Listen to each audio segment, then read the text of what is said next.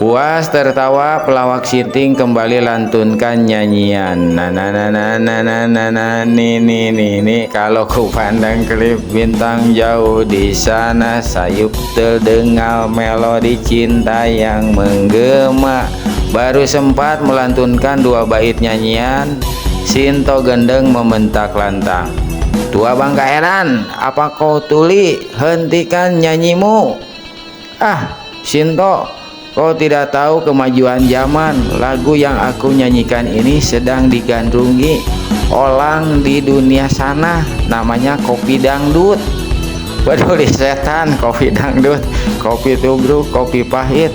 Aku tidak sudi mendengar. Nah, assalamualaikum warahmatullahi wabarakatuh. Selamat berjumpa kembali ya di channel yang kita cintai ini. Saya akan melanjutkan cerita silat Boma Gendeng Pendekar tahun 2000, episode yang ketiga, Tripping, bagian yang keempat, karya almarhum Bastian Tito. Nah, selamat mendengarkan. Janji kawin Sinto Gendeng. Puncak Gunung Gede, sejak fajar menyingsing, Sinto Gendeng melangkah gelisah. Saat itu sang surya telah menerangi jagat dan sinarnya mulai terasa terik. Tua Bangka geblek, si nenek tiba-tiba semprotkan makian. Sudah hampir 2 minggu berlalu, masih belum kelihatan mata hidungnya. Jangan-jangan dia tidak mampu melakukan, tapi sesumbar minta kawin segala, padahal anunya pasti tidak lebih bagus dari terong busuk. Kawin saja sama kambing. Sambil mengomel dan tertawa cekikikan, Sinto Gendeng terus melangkah.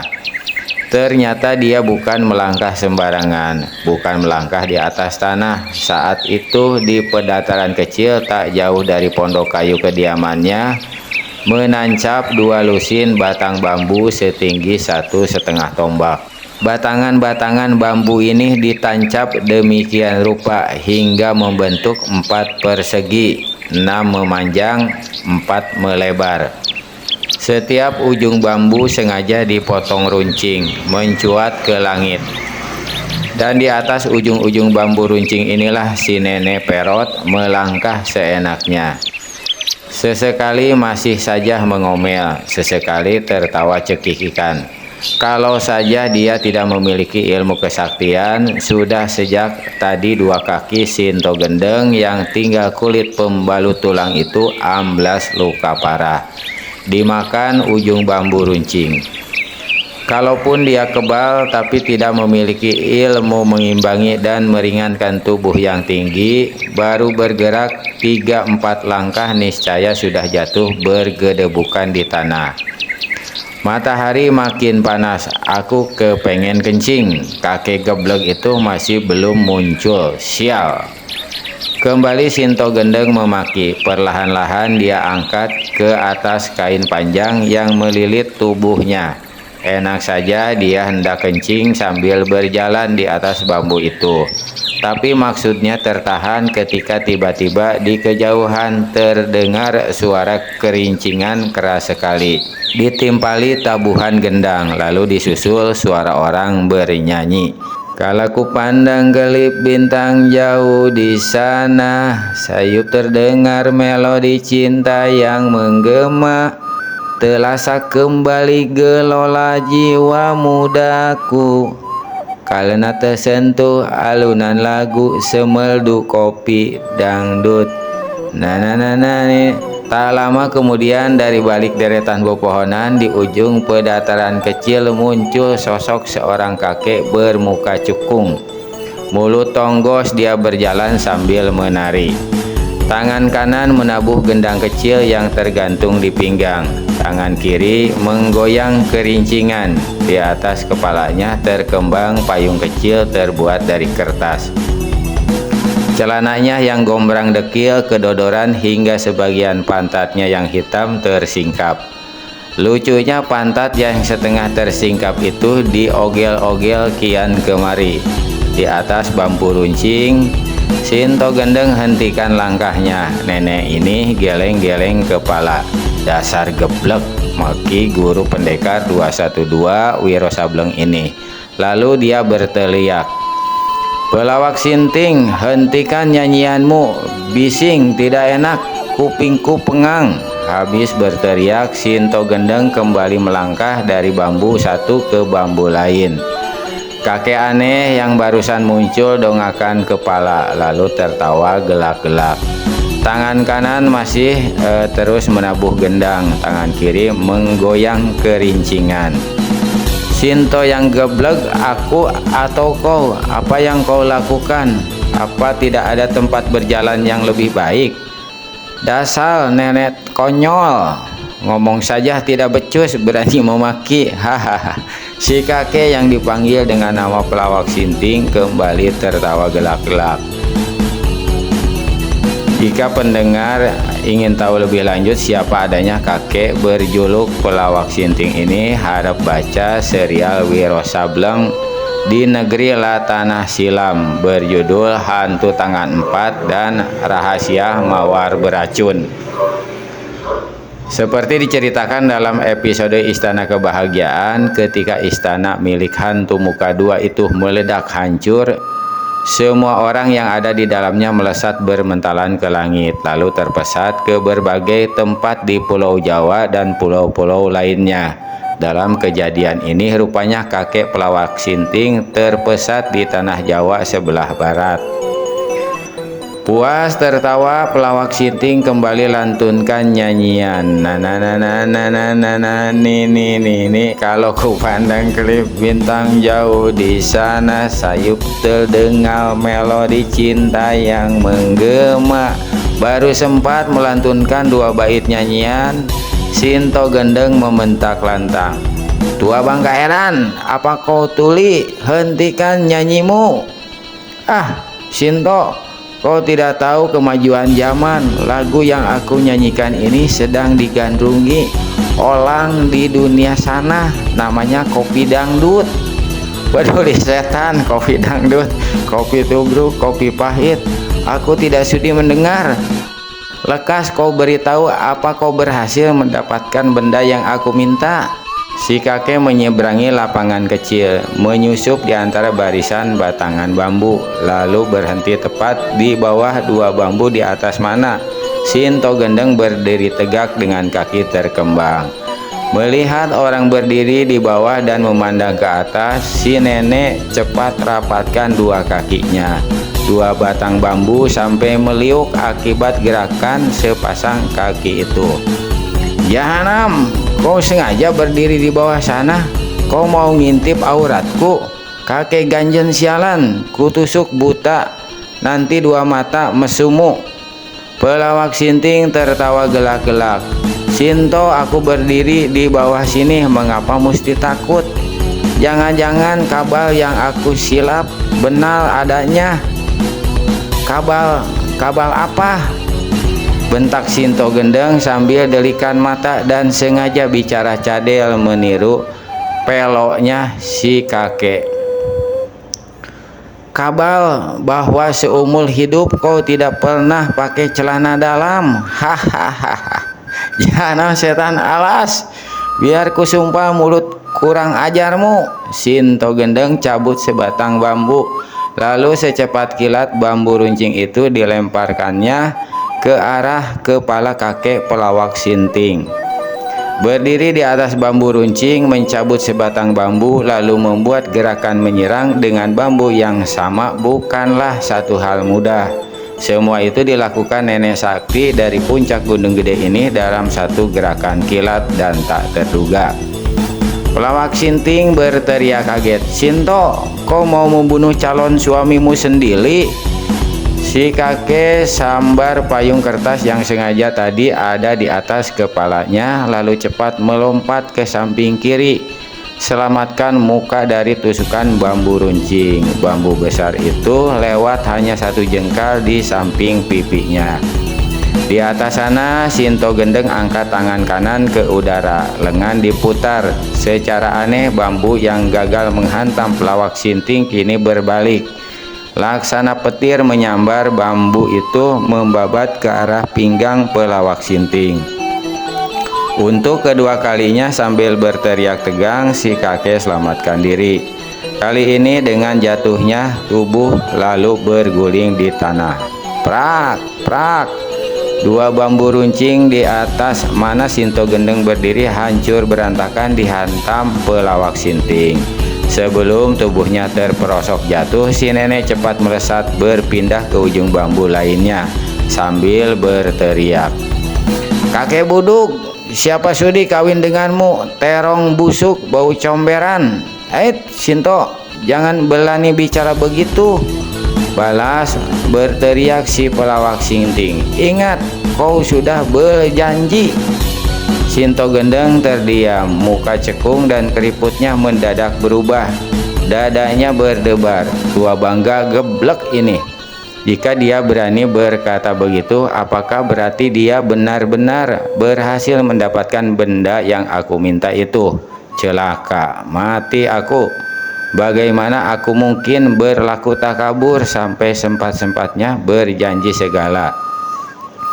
"Sinto, mengapa kau mendadak diam? Apa sedang menghitung hari baik, bulan baik perkawinan kita?" Hahaha.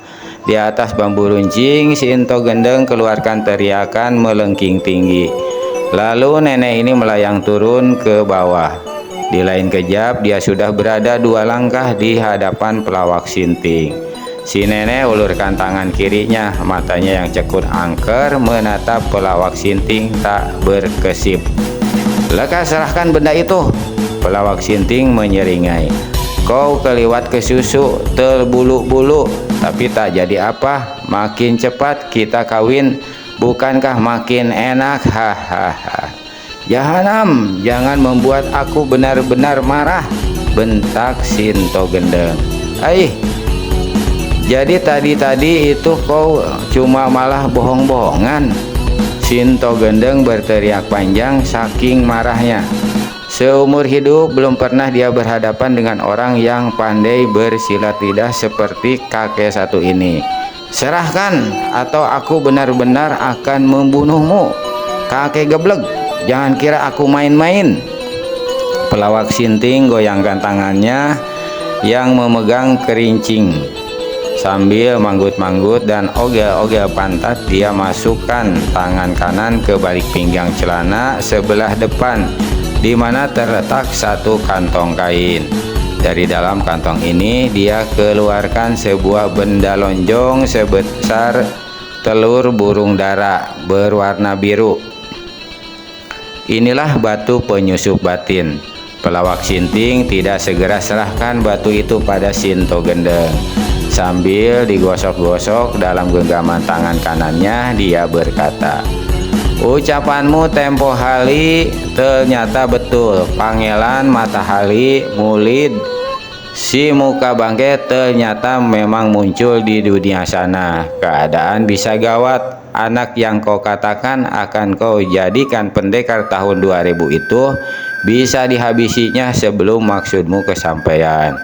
Selain itu, dia juga akan mampu mengoblak-ablik segala apa saja kehendak otak kejinya. Tapi kau tak usah khawatir, aku berhasil menculik batu ini dari saku mantelnya. Nah, kau inginkan batu, aku serahkan padamu. Tapi harap ingat janji." Sepasang mata Sinto Gendeng berkilat-kilat. Tidak menunggu lebih lama, dia segera menyambar batu biru dari tangan pelawak sinting, lalu melesat ke atas bambu-bambu runcing. Di atas sana ia perhatikan batu itu dekat-dekat di depan matanya. Tiba-tiba si nenek berteriak keras, "Kurang ajar!" Di bawahnya pelawak sinting mendongak keheranan. Ada apa Sinto? Mengapa kau memaki? Siapa yang kurang ajar?" Sinto Gendeng keluarkan suara menggerung lalu melesat turun. Batu penyusup batin diacungkannya tepat-tepat di depan mulut tonggos pelawak sinting. "Palsu! Batu ini palsu!" teriak si nenek. "Apa?" Pelawak sinting terkejut dan mendelik. Kau menipu aku, kau pasti mencuri batu yang asli, memberikan batu yang palsu ini padaku. Untuk itu aku akan korek isi perutmu. Tunggu!" Pelawak Sinting cepat bersurut ketika Sinto Gendeng gerakan tangannya ke arah perutnya dalam jurus kepala naga menyusup awan. "Aku bersumpah batu itu yang aku culi dari Pangeran Matahari, aku ambil sendiri dari saku mantelnya." Sehabis dia menyaksikan mengamen, "Siapa percaya pada ucapanmu? Jangan-jangan kau sengaja berdalih batu itu asli tapi pula-pula kau bilang palsu. Akal busukmu untuk menghindari janji kawin dengan aku. Batu ini tidak ada gunanya bagiku. Lihat apa yang akan kulakukan." Habis berkata begitu, Sinto Gendeng remaskan telapak dan jari tangan kanannya. Terdengar suara berkeretakan. Ketika genggaman dibuka, batu penyusup batin telah berubah menjadi bubuk halus. "Bukan sulap, bukan tipuan. Kau tidak tengah menyiasati aku, bukan, Sinto? Setan kurap, siapa menyiasatimu? Kalau itu batu asli, masakan aku memusnahkannya?" "Kau betul juga," kata pelawak Sinting terperangah lalu jatuh terduduk di tanah. Rambutnya yang aut-autan dijambak-jambak, mulutnya ternganga tongkos sementara matanya dipejamkan. "Tua bangka jelek, apa yang kau lakukan?" hardik Sinto Gendeng. "Aku tengah berpikir." Aku juga tengah berpikir," sahut Sinto Gendeng. "Apa yang kau pikirkan kalau aku boleh tahu?" tanya pelawak Sinting. "Yang kupikirkan saat ini bagaimana cara yang paling enak membunuh sekaligus mempesiangimu." Pelawak Sinting terjak saking kagetnya. Tapi kakek konyol ini segera saja dapat akal.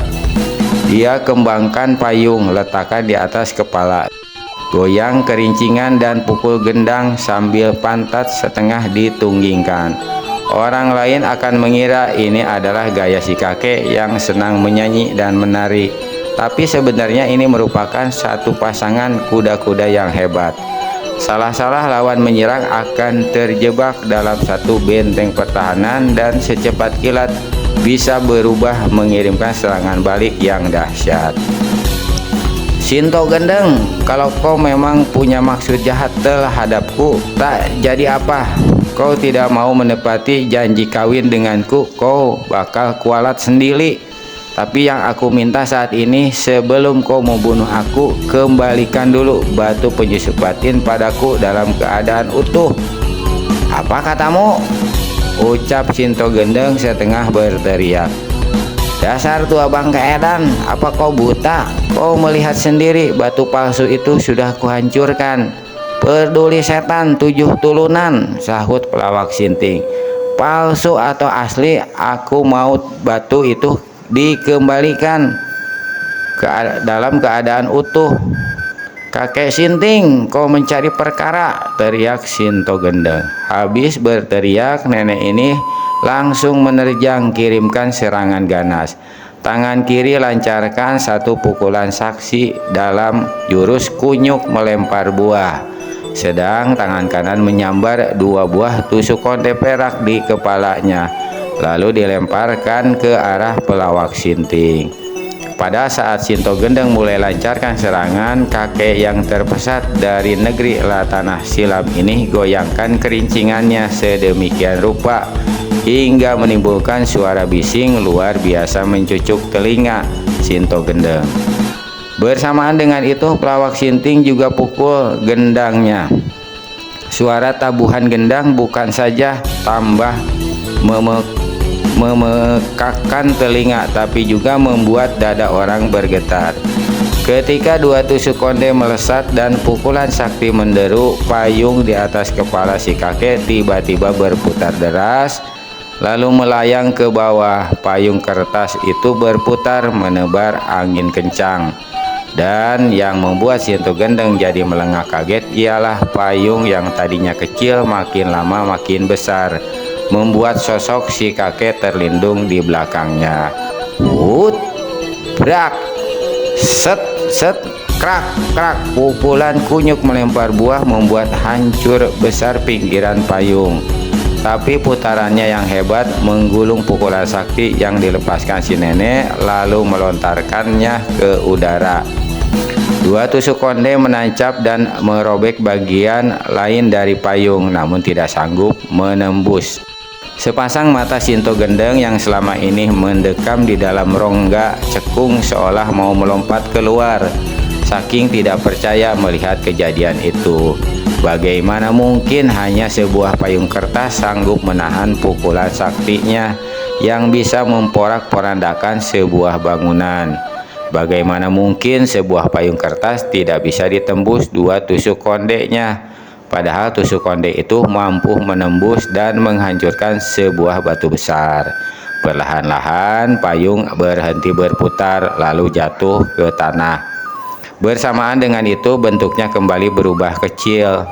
Ketika pandangan si nenek lepas, tak terhalang lagi mulutnya keluarkan seruan tertahan. Pelawak Sinting tak ada lagi di depannya. Selagi Sinto Gendeng memandang kian kemari mencari-cari, di kejauhan terdengar suara kerincingan dan bunyi gendang, lalu menyusul suara orang bernyanyi. Nah, nih, kau yang minta tolong, kau yang mau menggolong, kau yang butuh, kau yang mau membunuh, kau yang berjanji, kau yang mengingkari. Apakah nyawaku lebih buluk dari batu yang dihancurkan? Apa kematian cukup pantas untuk satu kegagalan? Mulutmu sudah mengucap janji, aku menganggap kau sudah menjadi istri. Berpikirlah supaya mengerti. Nah ini Sinto Gendeng tersiap mendengar nyanyian itu. Sesaat dia merenung lalu menghela napas panjang. Hatinya membatin, mungkin aku telah berlaku keliru. Mungkin dia memang tidak tahu kalau batu itu palsu. Ada yang tidak beres. Siapa yang punya pekerjaan? Sinto Gendeng melangkah mendekati payung kertas yang tergeletak di tanah, mengambil dua buah tusuk kondenya yang menancap di payung itu. Kakek konyol itu ilmunya boleh juga. Payung butut begini mampu menahan lemparan dua tusuk kondeku. Sebenarnya aku masih bisa minta tolong padanya, namun saat ini agaknya hatinya telah terluka. Si nenek pencongkan mulut. Apakah aku perlu mencarinya? Biar nanti saja. Paling penting saat ini aku harus mencari anak setan itu. Kalau tidak bertemu terpaksa ku harus bekerja sendiri. Anak setan satunya jelas berada dalam keadaan bahaya. Sinto Gendeng ambil payung di tanah. Dielus-elus, diluruskan bagian-bagian yang robek, dilipat, lalu disisipkan di punggung pakaian. Sinto Gendeng keluar sarang. Gudang besar penyimpanan berbagai material bangunan dalam keadaan sepi. Saat itu semua pekerja sedang istirahat makan. Di pintu gudang memang ada seorang penjaga, tapi asik membaca buku porno hingga tidak menyadari kalau seorang berpakaian aneh telah menyelinap masuk ke dalam gudang. Pangeran Matahari duduk di atas susunan kaleng-kaleng besar berisi cat tembok, terlindung di balik timbunan kantong semen. Dia tak habis pikir atas kejadian yang barusan dialami. Begitu mudah orang mencuri sebuah benda yang disimpannya dalam saku mantel. Apakah dia telah kehilangan ilmu kesaktian? Rahangnya menggembung. Seharusnya dia merasa malu bahkan terpukul oleh kejadian itu. Tapi dasar manusia dijuluki pangeran segala cerdik, segala akal, segala ilmu, segala licik, segala congkak. Walau kesal namun sikapnya tenang-tenang saja. Hanya dalam hati dia berkata, tua bangka keparat pengamen itu, dia pasti bukan manusia biasa. Siapa dia sebenarnya? Tokoh berkepandaian tinggi yang menyamar. Bukan mustahil kemunculannya ada sangkut paut dengan pendekar tahun 2000 yang dikatakan guru. Jangan-jangan dia kaki tangan Sinto Gendeng. Dalam soal berpikir, kecerdikan, dan penggunaan akal, Pangeran Matahari memang hebat. Dia sudah bisa menduga kalau kakek pengamen punya hubungan dengan Sinto Gendeng. Baru saja Pangeran Matahari berkata dalam hati, tiba-tiba seorang bertangan kiri buntung, membungkuk, berpakaian rombeng dengan wajah sepucat kain kapan muncul di hadapannya. Dua mata yang terpuruk angker pada rongga dalam memandang penuh marah pada sang pangeran. Guru, kaget Pangeran Matahari bukan kepalang ketika mengangkat kepala dan melihat siapa adanya orang tua itu. Buru-buru dia berdiri lalu membungkuk memberi hormat. Murid tolol, kecongkakanmu hari ini amblas dalam comberan. Begitu membuka mulut, orang tua yang bukan lain adalah si muka bangkai alias si muka mayat menyemprot kasar. Pangeran Matahari tentu saja sudah tahu sebab apa si orang tua mendapratnya begitu rupa. Tapi dasar licik, panjang akal, dia berpura-pura terkejut dan heran. Guru, gerangan apa sampai membuatmu marah besar seperti ini? Murid menduga jangan-jangan dari tenggorokan si muka bangkai keluar suara menggembor pertanda dia benar-benar marah sekali. Pangeran goblok, tutup mulutmu. Dibentak atau dihardik bagi Pangeran Matahari bukan soal, tapi dimaki Pangeran goblok membuatnya sakit hati. Kalau yang memaki bukan gurunya saat itu, pasti sudah dirobek mulut atau dipecahkan kepalanya. Rahang menggembung, pelipis bergerak-gerak. Pangeran Matahari menatap tajam wajah sang guru. Untung aku berlaku waspada, kalau tidak batu penyusup batin itu akan lenyap selama-lamanya. Guru, maafkan diriku. Apakah guru telah menemukan kembali batu sakti itu? Batu itu aku taruh dalam saku mantel, tapi lenyap dicuri seorang kakek pengamen. Selama ini kau terlalu sombong, terlalu congkak. Guru, tunggu dulu. Tiba-tiba Pangeran Matahari berkata, murid kurang ajar, beraninya kau memotong ucapanku, hardik si muka bangkai. Pangeran Matahari tidak peduli. Apa kau lupa guru? Bukankah kau sendiri ikut menanamkan semua sifat itu di dalam diriku ketika kau menggembleng aku di puncak Merapi? Dua mata si muka bangkai yang ada dalam rongga cekung seperti mau melompat keluar. Dasar kampret, kampret! Pangeran Matahari melotot heran. Waktu dulu kau kutemukan di desa Sleman. Itu sebutan yang aku berikan padamu. Setelah puluhan tahun berlalu ternyata kau masih saja manusia kampret. Pangeran Matahari menatap muka pucat sang guru, melirik pada tangan kirinya yang buntung lalu tertawa gelak-gelak. Di pintu gudang penjaga asik membaca buku XX. Turunkan buku yang dipegangnya memandang ke dalam gudang. Siapa yang tertawa? Tanyanya dalam hati. Dia turun dari tumpukan balok kayu, masuk sampai beberapa langkah ke dalam gudang. Memperhatikan ke segala penjuru, dia tidak melihat siapa-siapa. Bulu kuduknya mendadak merinding. Jangan-jangan setannya si Tukijan, katanya dalam hati. Lalu cepat-cepat dia keluar dari dalam gudang. Tukijan adalah buruh bangunan yang mati akibat kecelakaan sebulan yang lalu, jatuh dari tingkat 4 gedung yang telah dibangun. Pangeran Matahari, kau dengar baik-baik. Sejak kecil sifat segala licik, congkak, sombong, bahkan kejam telah ada dalam dirimu. Mungkin karena kau merasa diri sebagai seorang pangeran. Mungkin juga itu sudah warisan darah daging dari orang tuamu. Aku tidak pernah ingat siapa orang tuaku. Aku tidak pernah kenal mereka sejelas aku melihat dua telapak tanganku, kata Pangeran Matahari sambil memandang ke atas, ke arah atap seng gudang. Tidak heran kalau kau juga tidak tahu siapa dirimu sendiri, tukas si muka bangkai yang membuat merah padam tampang Pangeran Matahari. Kecongkakan dan kesombonganmu semakin berlipat ganda setelah kau mewarisi semua ilmu kepandaian dariku. Tapi hari ini semua akal licik, kesombongan dan kecongkakanmu seperti kataku tadi, amblas dalam comberan ketololan.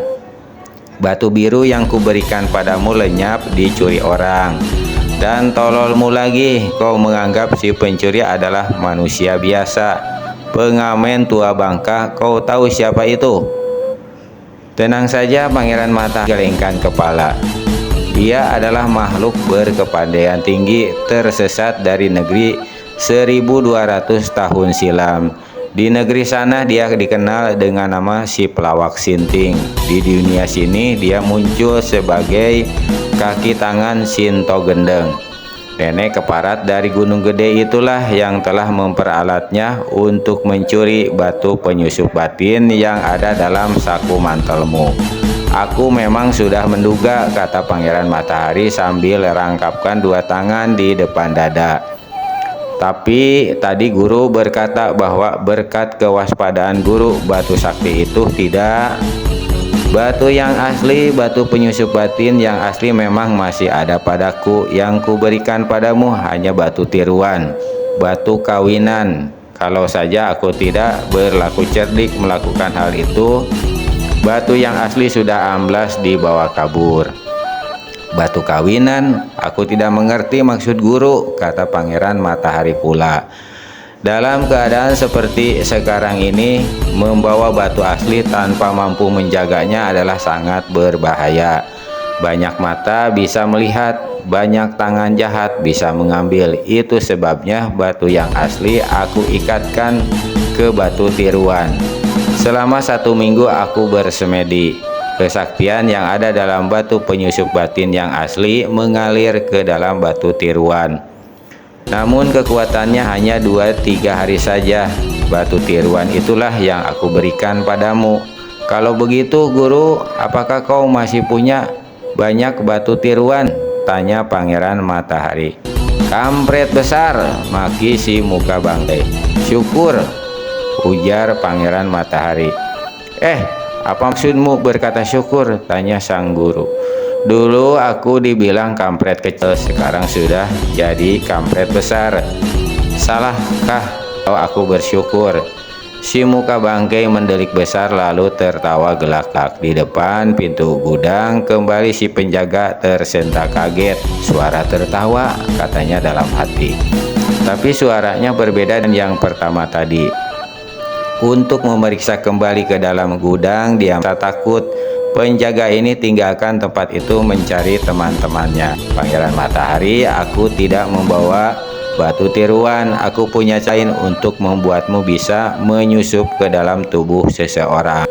Kekuatan dan kemampuannya lebih lama dibanding kawinan. Mendekat ke sini. Pangeran Matahari melangkah mendekati sang guru. Kakek bungkuk, masuk tangan kanannya ke balik baju rombeng. Sesaat kemudian di tangan kanan itu tampak sebuah benda memancarkan cahaya biru. Itulah batu penyusup asli yang diterimanya dari gurunya Eyang Tiapi. Dengan mulut berkomat kamit membaca si muka bangkai, usapkan batu penyusup batin kepala dan muka muridnya. Usapan turun ke leher, dada, perut, dan 2 paha dan 2 kaki. Pejamkan matamu, perintah si kakek. Pangeran Matahari pejamkan 2 mata. Si muka bangkai tempelkan batu sakti di kening muridnya. Di bawah ikat kepala kain merah. Kembali dia berkomat kamit membaca mantra. Saat itulah sang murid berkata, "Guru, apa kau mencium bau sesuatu?" Tadinya si muka bangkai hendak membentak marah karena ucapan Pangeran Matahari membuyarkan pemusatan perhatiannya. Tapi ketika mengendus, dia memang membaui sesuatu, bau yang membuat jantungnya berdetak keras dan tampangnya berubah membesi. Bau pesing. Karena sang guru tidak keluarkan jawaban, Pangeran Matahari perlahan-lahan buka sepasang matanya. Begitu mata dibuka, pada saat itulah dari atas tumpukan kantong-kantong semen di ujung kiri gudang berkelebat bayangan disertai menebarnya bau pesing yang amat santar. Mendahului kelebatan bayangan yang laksana terbang, melesat dua buah senjata rahasia memancarkan cahaya putih. "Guru, awas serangan!" teriak Pangeran Matahari. Cepat dia dorong dada si muka bangkai hingga kakek ini terjengkang jatuh. Dalam kejutnya, batu penyusup batin yang tadi ditempelkan di kening Pangeran Matahari tidak sempat digenggam kembali oleh si muka bangkai. Bersamaan dengan terjengkangnya tubuhnya, batu yang terlepas dari pegangannya itu ikut mental ke udara. Selagi Pangeran Matahari membungkuk selamatkan diri dari serangan dua senjata rahasia, sosok yang melayang membuat gerakan berjumpalitan dua kali berturut-turut, lalu menukik turun.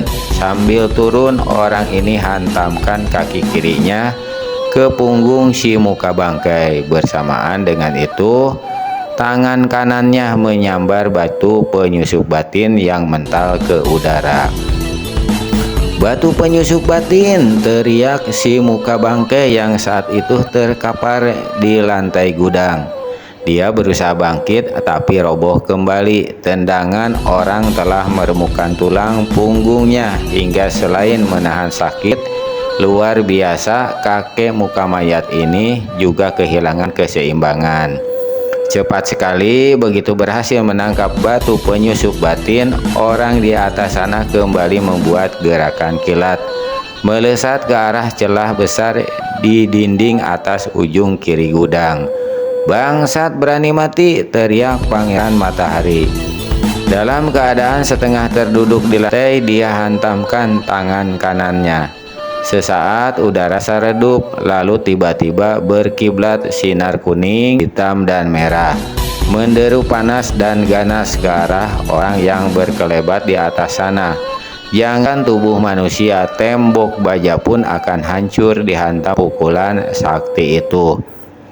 Karena pukulan yang dilepaskan Pangeran Matahari adalah salah satu pukulan sakti paling ditakuti dalam rimba persilatan, yaitu pukulan gerhana matahari. Namun sasaran yang diham telah dulu lolos di balik celah dinding gudang. Begitu pukulan gerhana matahari melabrak dinding gudang yang terbuat dari seng, tak ampun lagi. Dinding itu hancur berantakan. Kepingan-kepingan seng melesat tinggi ke udara, terbungkus nyala api. Bukan itu saja, hawa panas pukulan sak membakar seluruh dinding gudang yang masih utuh. Api merambat dengan cepat, berkobar ganas karena gudang itu tersimpan bahan mengandung kimia, antara lain cat. Lalu di salah satu sudut dapat beberapa tabung gas yang biasanya dipergunakan untuk mengelas. Kebakaran besar serta-merta menggegerkan kawasan itu. Pangeran Matahari cepat menolong gurunya. "Kita harus pergi sepi lebih besar sebelum orang-orang masuk ke tempat ini," kata sang guru. "Tunggu," jawab si bangkai. Dia melompat ke lantai di depan tuan tinggi kayu triplek. Di lantai itu dua buah senjata rahasia yang tadi menyerang Pan Matahari. Si muka bangkai mencabut dua itu. Ketika diperhatikan, mukanya bah kelam. Ternyata benda itu adalah dua buah tusuk konde perak. Tusuk konde perak, siapa lagi pemiliknya kalau bukan keparat Sinto Gendeng. Si kakek keluarkan suara gerung. Amarahnya bukan kepalang.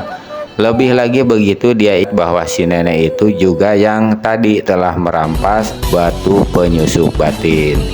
Nenek keparat itu, dia keluar dari sarangnya. Kalau tidak segera dicegah, bahaya akan mengancam diriku dan para tokoh golongan hitam.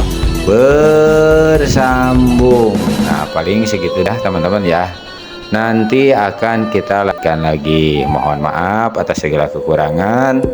Terima kasih perhatian. Wabillahi taufik wal hidayah. Wassalamualaikum warahmatullahi wabarakatuh.